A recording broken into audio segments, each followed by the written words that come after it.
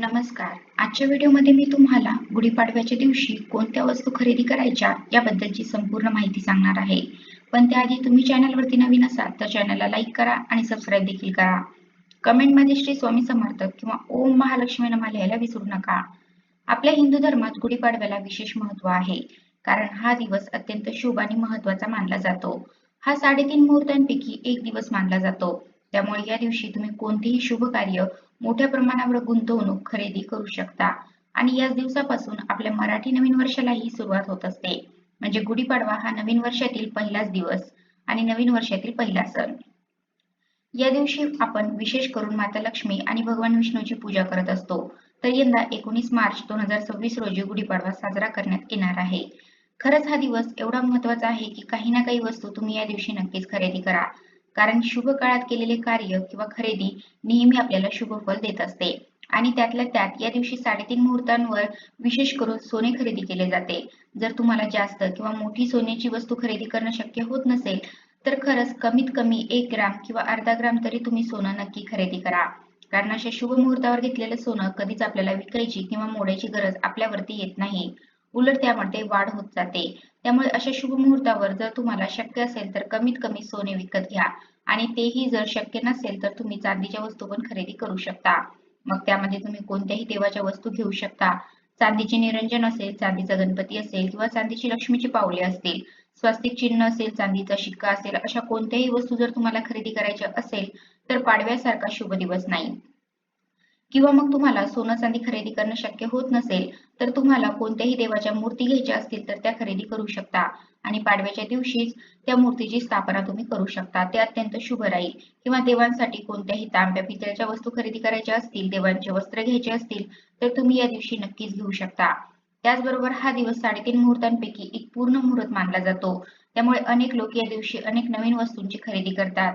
त्यामध्ये घर खरेदी, गाडी खरेदी, जमीन खरेदी, मोठ्या प्रमाणावर गुंतवणूक करू शकता. त्यामुळे तुम्हाला काही खरेदी करायचं असेल तर यासारखा मोठा दिवस नाही. आपल्या हिंदू धर्मात बघा, आपण कधीही कोणतीही मोठी वस्तू खरेदी केली तर सर्वात आधी आपण त्या वस्तूची पूजा करतो. मग ते इलेक्ट्रॉनिक वस्तू असो किंवा सोन्याची जरी वस्तू घेतली तर सर्वात आधी आपण ते देवाजवळ ठेवतो. या दिवशी तुम्ही कोणत्याही वस्तू खरेदी केल्या, जरी इलेक्ट्रॉनिक वस्तू असेल तर तुम्ही सर्वात आधी त्या वस्तूची पूजा करायची आहे आणि मग त्या वस्तू वापरायच्या आहेत. आणि त्यामध्ये सर्वात महत्त्वाचं म्हणजे तुम्हाला इतर कोणतेही सोने, चांदी, इलेक्ट्रॉनिक वस्तू खरेदी करणं शक्य नसेल तर तुम्ही लक्ष्मीकारक वस्तू पण खरेदी करू शकता. यामुळे साक्षात लक्ष्मी माता आपल्या घरामध्ये टिकून राहील. घरामधील दारिद्र्य, गरिबी, नकारात्मकता घराबाहेर जाईल. तर त्यामध्ये सर्वात पहिली वस्तू म्हणजे श्रीयंत्र. अखंड लक्ष्मी प्राप्तीसाठी आणि प्राप्त लक्ष्मी स्थिर राहण्यासाठी आणि माता लक्ष्मी आणि भगवान विष्णूचा आशीर्वाद राहण्यासाठी श्रीयंत्र अतिशय महत्त्वाचं आहे. ज्या घरात श्रीयंत्राची स्थापना केली जाते त्या घरात अष्टलक्ष्मी वास करते. व्यवसायात यश, समृद्धी, आर्थिक बळ आणि कौटुंबिक सुख प्राप्त होते. कारण श्रीयंत्रात माता लक्ष्मीचा अंश आहे. त्यामुळे श्रीयंत्र ज्या ठिकाणी ठेवले जाते तिथले वातावरण पवित्र आणि शुद्ध होते असे मानले जाते. श्रीयंत्र हे भगवान विष्णू आणि माता लक्ष्मी यांचं आसन मानलं जातं.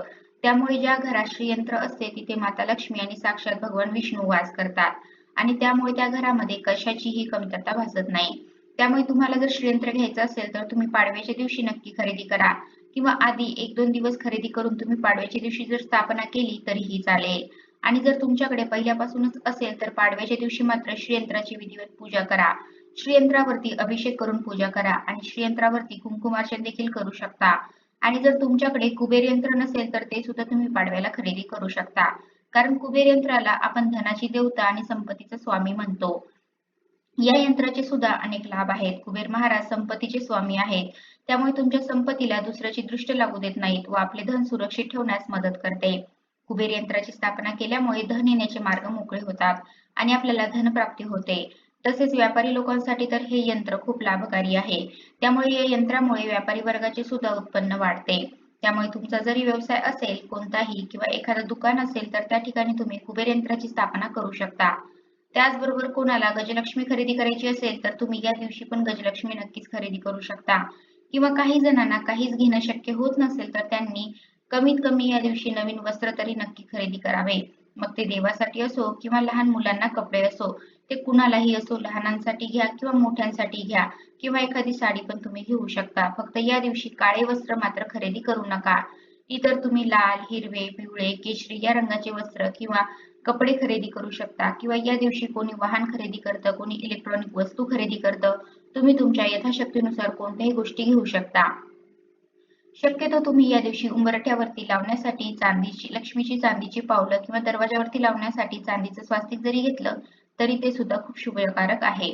या दिवशी तुम्ही चांदीचे स्वास्तिक नक्की घेऊ शकता आणि ते आपल्या दरवाजावरती दोन्हीकडे 2 लावून तुम्ही या दिवशी त्या स्वास्तिकची पूजा करा. स्वास्तिक हे आपल्या हिंदू धर्मात अतिशय शुभ चिन्ह मानलं जातं.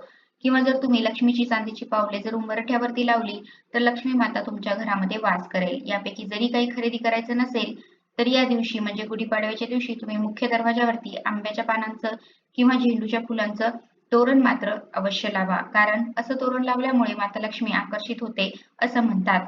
म्हणजे थोडक्यात काय तर लक्ष्मीकारक वस्तू जास्तीत जास्त खरेदी करा.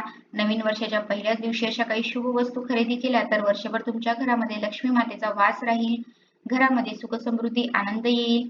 यापैकी यथाशक्ती जे शक्य होईल ते तुम्ही घ्या आणि सगळ्यांची आपल्याला पूजा करायची आहे. फक्त वस्त्र वगैरे घेतलं तर त्याची पूजा आपण करत नाही. मात्र कोणत्याही वस्तू घेतल्या तर आपल्याला त्याची पूजा करायची आहे. तर अशा प्रकारे आजच्या व्हिडिओमध्ये मी तुम्हाला गुढीपाडव्याच्या दिवशी कोणत्या वस्तू खरेदी करायच्या याबद्दलची संपूर्ण माहिती सांगण्याचा प्रयत्न केला आहे. कसा वाटला तुम्हाला माझा आजचा व्हिडिओ कमेंट करून नक्की सांगा. धन्यवाद.